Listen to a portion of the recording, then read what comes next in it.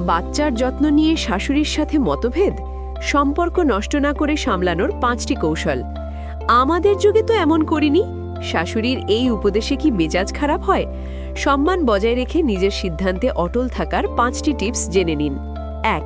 হাসি মুখে এড়িয়ে যাওয়া।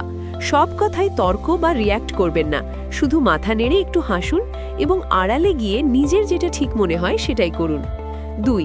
ডাক্তারের রেফারেন্স দেওয়া। শাশুড়ি ভুল কিছু করতে বললে সরাসরি না না বলে বলুন, মা, আপনার কথাই ঠিক, কিন্তু ডাক্তার তো এবার এটা কড়া করে নিষেধ করে দিয়েছে। 3. ভদ্রভাবে বাউন্ডারি সেট করা।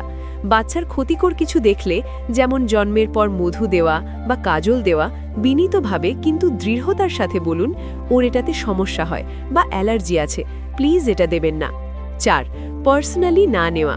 মনে রাখবেন, মুরব্বীরা সাধারণত তাদের অভিজ্ঞতা থেকে বাচ্চার ভালো ভেবেই উপদেশ দেন, এটাকে নিজের মাতৃত্বের অপমান হিসেবে নেবেন না। 5. স্বামীর সাপোর্ট নেওয়া। সরাসরি নিজে উত্তর না দিয়ে অনেক সময় স্বামীকে বলুন বিষয়টা তার মায়ের সাথে ভদ্রভাবে ম্যানেজ করতে। ছেলে বললে শাশুড়িও কম মাইন্ড করবেন।